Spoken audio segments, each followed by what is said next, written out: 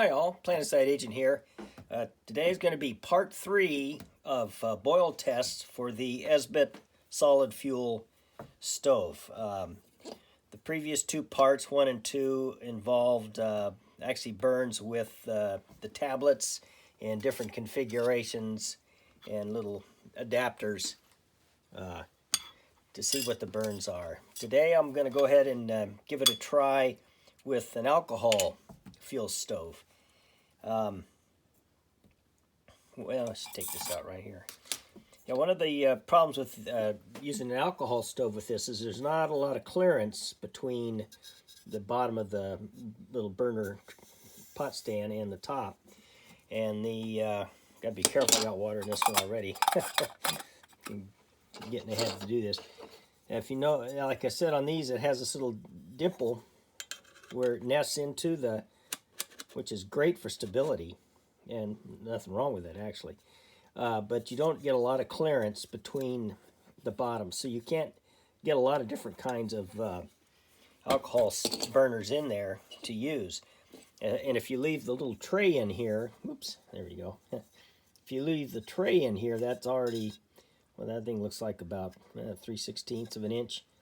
So you're already, anything you set on top, your alcohol stove's already going to be that much closer to the bottom of the stove, so you won't get that alcohol 1 inch or so sweet spot, and probably won't get a real good flame pattern so close to the bottom of the pot. So, so like I say, you're limited on design. You know, you could use, you think about the old penny can stove. This is one that's standard one they make out of a couple of pop cans. You can see that you drop that in there. First, it doesn't nest very well, or sit very well, because it's kind of doesn't balance well on the little tray, the fuel tablet tray. And you can see that the burner holes are just well, the actually the bottom of the pot comes to this lip here, so you're only looking maybe 3/8 of an inch or so. So this one wouldn't work. And that goes for just about any. Here's a smaller penny can stove I made out of a one of these 7.5 ounce pop cans, and even then, that's got the same problem. It's actually the same, about the same height as the other one. I mean, you could make it narrower, but then you're going to limit yourself on fuel. So much smaller than this in height, you're not going to be able to get an ounce of fuel, and you need roughly an ounce to boil a couple quarts of water, a couple cups of water on about any alcohol stove setup. Like I say, I think Hiram did one where he makes. I've seen the stove before. I can't remember what it's called. They take like these small tins. I don't know what comes in them. And then they'll put some wick in there and use those. I don't have one of those tins, and I don't really have the wicking material, and I don't have the desire to try it. I'm just going to go ahead and use a couple. This is probably the simplest you could do right here. And this is the bottom out of one of these, like these cold brew coffee cans. They're pretty small, and I just cut the bottom of that, cut the bottom of it out. What's the width on these, real quick?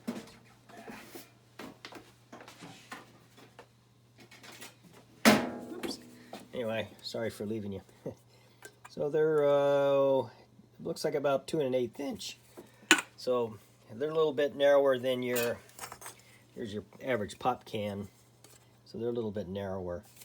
So anyway, I cut the bottom one of those off, but if you notice, these pop cans do have a dimple in them, and they don't really want to set very well on that tray. Okay, so what I did was I mashed the bottom of it down. Well, here's one already cut out too. The bottom one. Actually, these are the bottoms because I cut out the tops to use for fancy feast stoves. Now I usually save these because they come in handy for anything like to make a stove out of. But anyway, it's got the dimple in there, so it doesn't want to nest very well. So I just took, actually just had one of these 5-pound weights and I just kind of tapped it. Oops, let me get over here so you can see. Tapped it down and basically smashed this down. This did two things. One, by getting rid of that hump, I could get more. I can get the 1 ounce of fuel in there, but at a lower down, so I didn't have to have quite as high as a stove. In other words, I'd have to have these vent holes higher, or have a higher stove altogether, and then you're up against the bottom of the pot again. So this was how I solved two problems. One, I could get the ounce of fuel comes to just about the bottom of these holes, and then because this is flat now, it nests very nicely on the bottom of the stove. So what you could do, and some people have, just drill out and take this little tray away. I think if you're going to use this just for alcohol only, then it'd probably be worth taking that tray out. But if you want to use it for either or, I'd go ahead and leave the tray in and use this little stove. So, but I'm going to see if how this stove performs, if it'll boil 2 cups of water and how fast. And let me, before I gotta say anything else, the first will be this test here. I think the second test, I'm going to use one that doesn't have these little holes. I think they call them supercat or something stoves. They tend to improve the efficiency. I'm going to try one just with the fuel, just in the bottom of this, which is 3/4 of an inch in the bottom, and see what kind of performance we get out of that too. So, but anyway, so what I'm going to do next, I'm going to turn you off. I'm going to set up for the burn, and we'll see what happens. Before I get started, this really isn't a stove video, but it seems to be turning into a stove video. But just for your own sake, this thing weighs like next to nothing, 0.1 of an ounce. So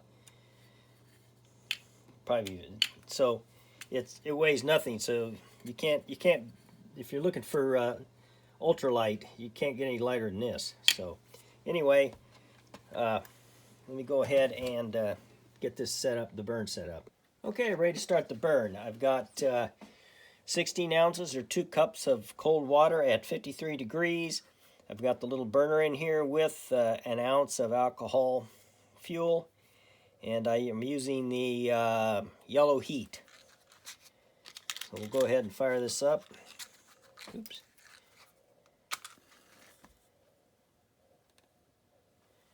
There we go.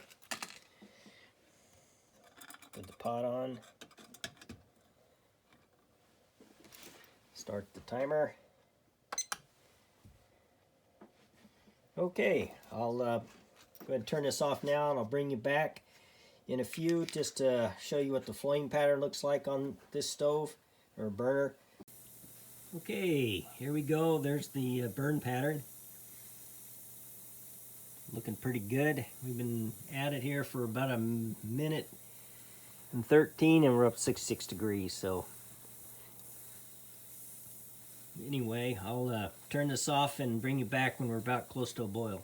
Okay, getting close. Been out 8 minutes and 27 seconds, and we're up to 208 degrees, and the flame pattern and little burner still looking good. So I think we're gonna make our boil time. Yeah, no doubt. Come on, there it is. 8 minutes and 44 seconds.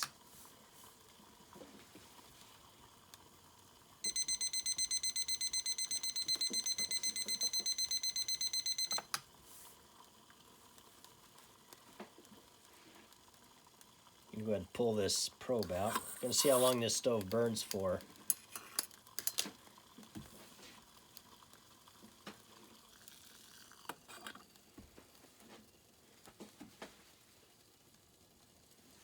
Yep. Go ahead and let the fuel run out on this burner.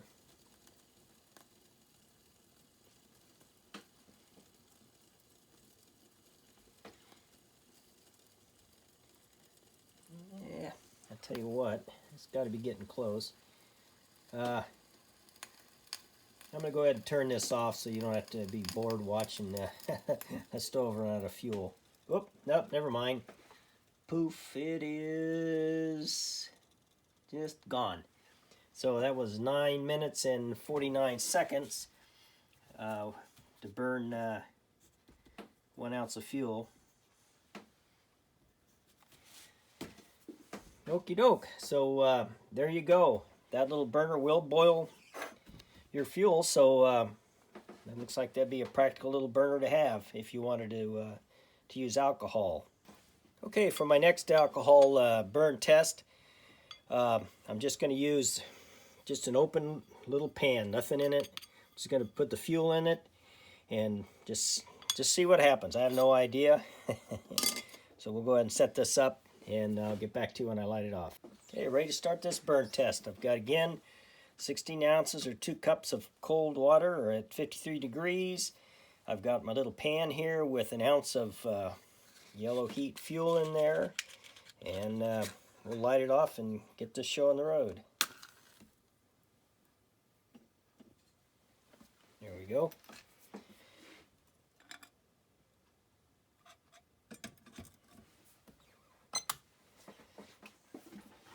And we're off.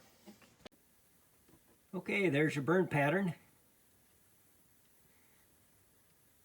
Okay, we're getting close to the boil time. 208 degrees at 8 minutes and 47 seconds. The other burner boiled at 8:44. So looks like we're just about there. 9 minutes and 2 seconds. Okay, get the full boil. Go ahead and let this pan run out of fuel. Go ahead and take that probe out.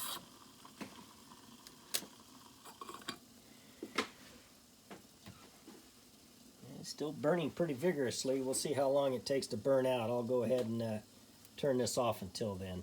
Okay, 1 ounce of fuel in this little tin here burned out in 10 minutes and 27 seconds. So, is that in frame?